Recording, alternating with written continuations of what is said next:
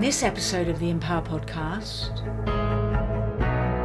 we need to step up. Women feel devalued. It's a taboo subject. Demoting women's role in society, it takes a brave person to kind of step up and be a supporter of women. So you empower them by support. hello and welcome back to the Empower Podcast. I'm your host, Robbi Stevens. Thank you so much for joining us on this exciting journey together, sharing and empowering the many incredibly brave people whose stories have inspired the plots and characters in our films. Today we have on the podcast Aram. Hello, Aram. Hi. Today's episode comes with a trigger warning, so if you're sensitive to this subject, just consider if now is the right time for you to listen. But our intention, as always, is to make our podcasts helpful, to make them healing, and for people to feel seen and heard. We're also passionately committed to shaking up the normalization and acceptance of rape and sexual assault in our communities today. Just for context, Aram is here as part of the Nightingale film season, as he, like Michael in the film, has stood by and been an ally to women who have been through sexual assault. Aram has also actively been involved in the charity and voluntary sector for decades, helping and supporting people in need. So we're going to focus straight in on the film. And I just want to say that sexual violence can happen to anyone regardless of gender, sexual orientation or age. But today we are focusing on one person's story, which is Grace in our film, who suffered rape. And she had a beautiful friend called Michael who helped her through it. So essentially it's a story of hope. And it's really important that we have role models like that in our society for young boys to look up to. So I just want to know if you've ever been through any experience like that where you've actually helped a man or a woman who's been sexually assaulted through their journey. Yeah, I mean, I think the paradox to this is that it's mainly women that obviously suffer from sexual violence and exploitation. And I think that the fact is that us as men don't really kind of interact with that. We kind of view it from the side, but it takes a brave person to kind of step up and be a supporter of women, because you obviously have the people around you, other male peers who look down on supporting of women in that context. So I think that it's important that men do step up, and I think that in my case there's been many situations where even just wording changes diminishes the value of women's comments and women's value. And when it comes down to domestic violence or violence against women, or in spheres of university and other spheres where women are exploited or suffered some sexual violence, there are instances where we have, or I have, stepped in and supported that journey. Examples of that have been that we ran in the organisation that we had a support session where women who have been exploited have the ability to be able to vocalise what's happened to them, and rather than become a victim, become a survivor of it, and being able to be empowered to have a voice around that context. In many cases that I've noticed, and this is from an outsider's perspective, is that women find it very hard to come forward and talk about it, and it manifests itself after years and years and years of trying to internalise that pain. So I think us as men, we need to step up, and it's not just looking at it being a male-female journey. It's humanitarian. We are all individuals. We have all our needs, and there's contexts where women are depowered, and we need to be able to support women to be able to have a voice and be able to come forward. And I think the production of this film, because movies are a way to engage very, very easily with people, and when you can portray suffering and pain that people can visualise and see, and then take that within them and see what's going through a person's life when they do suffer, I think that's a very powerful tool. God, that was a lot, and I completely agree with everything that you said. I want to go back a little bit. You said that men need to step up. Yeah. What does that look like? Yeah, I mean, I think, for example, when you have peers around you, and I know this from when I was a young person, around how you joke about women, and I think that that needs to stop. You need to be able to say, or you need to be able to stop that at its core and say this is unacceptable. This is not a situation where we can allow this to be said, or they need to be challenged. I mean, one example that I want to point out, it seems like a minute example, but it kind of sorts out the paradox how people deal with situations and how it diminishes or depowers women's ability to have a voice. And that is that within this group, which is a football federation which doesn't have anything minority, that women are put as they would say in the group, in their place by using terminology that diminishes their value within that group. For example, stating that, not direct sexism, but stating, for example, that you should allow your elders to be able to have the voice and to listen to them. It just happens that the women who have joined are younger people, and the men that which lead the group are older. It also says that maybe you should think about staying at home, which is more direct things that have been said, and things like aspects around that's not ladylike, using that, but yet men within that core group can do things like swear at football matches, but when a woman does it, it's not ladylike. So it diminishes the value of women being subservient to men in that context. Yeah. So would you say that it starts from a place of inequality?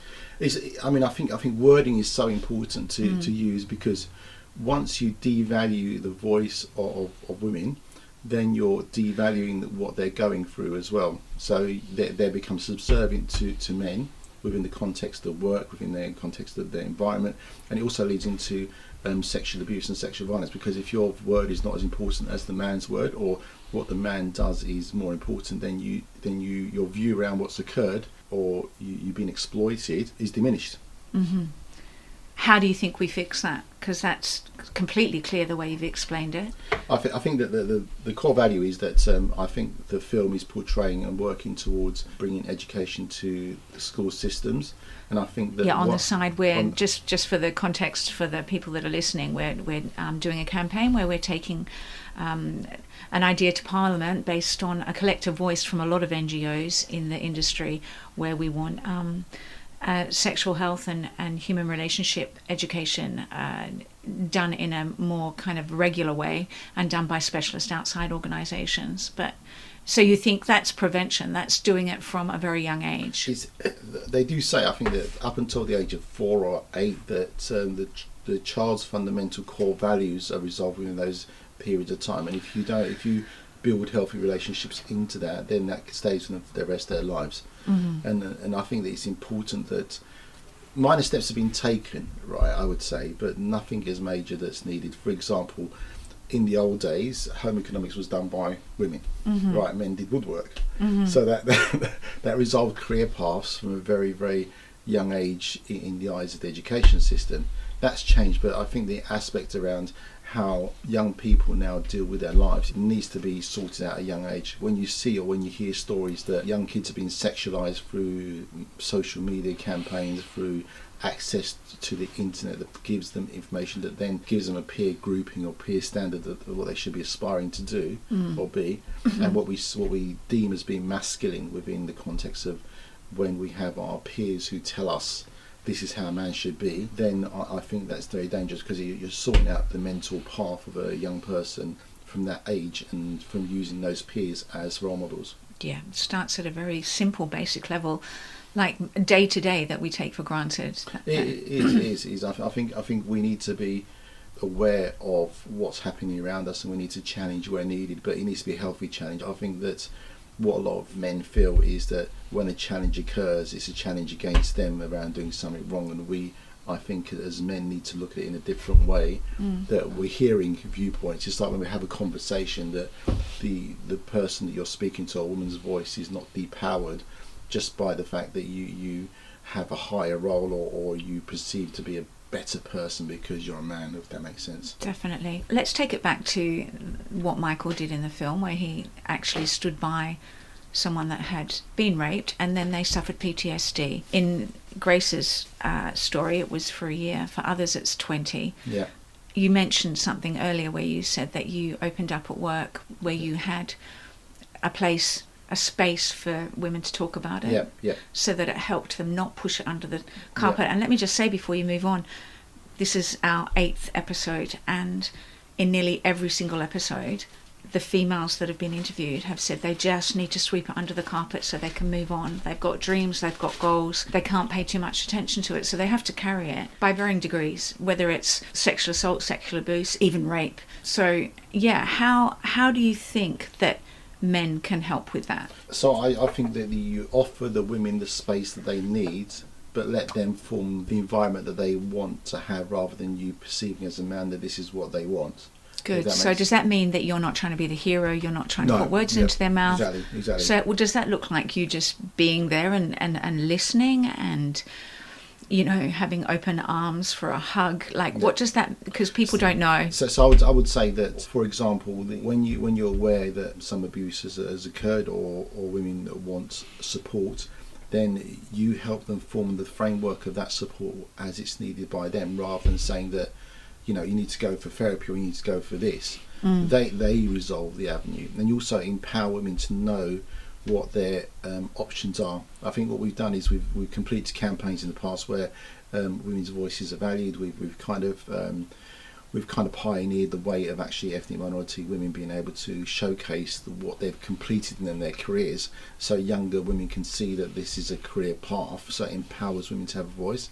We also in the community suffer, a lot of the ethnic communities, especially in the Turkish community, is the ones where a rape is deemed swept under the carpet all the time, and women feel devalued. And there's about 6 to 7 cases that people that you know as well, that where rape has occurred or attempted rape has occurred, and they're from key figures within the family household, and it's been swept under the carpet because it's deemed as being a shame, or it's a taboo subject. The other thing we've done as well is that we've sorted out a program set for online media to occur, where taboo subjects are discussed, and that includes LGBT communities and how it's deemed in the community, religion, and also women being empowered, women having the option of being able to vocalise what they've gone through, even if it's in an anonymous way, but so that other women who are going through the same thing can see that someone else then are not alone,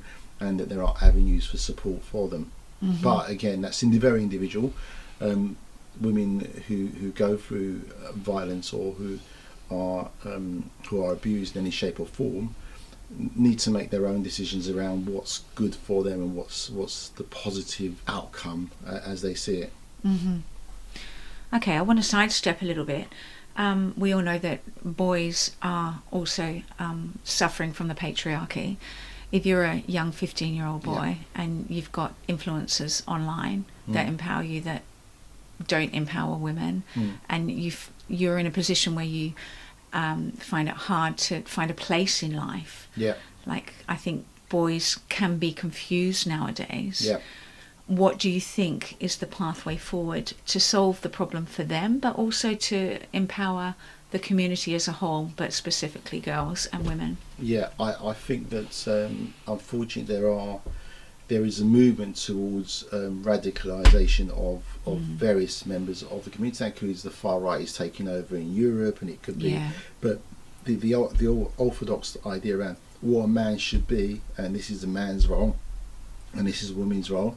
And I think young people growing up in today's society find it very hard to find peers, and when they grip on something that's articulated well, they'll grab it. So it might be a positive message, or it might be a negative message.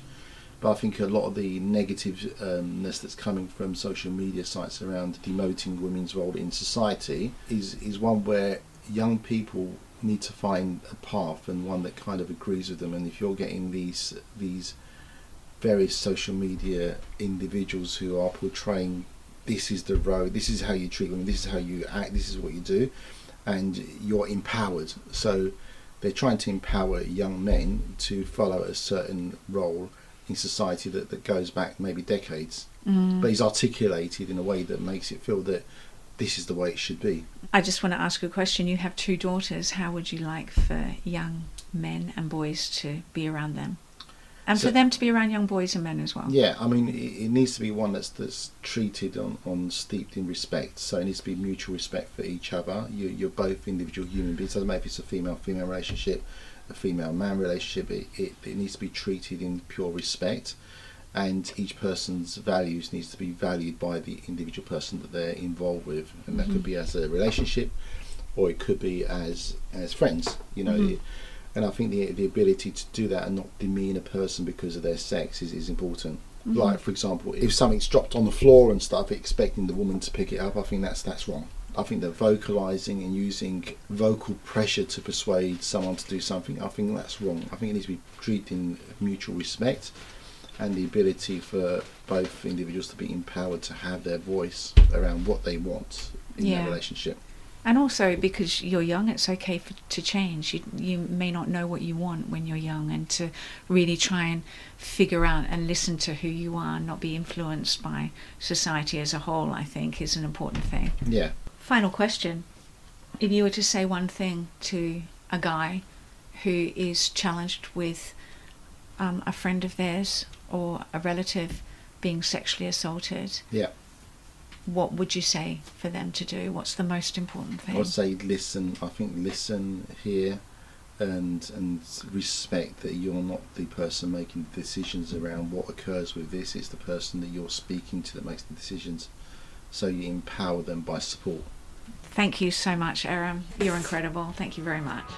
Thank you everyone for listening, and if you do need someone to talk to, please check out our link tree on Instagram over at empower.cic, where there's a list of links to places you can find support. Thank you.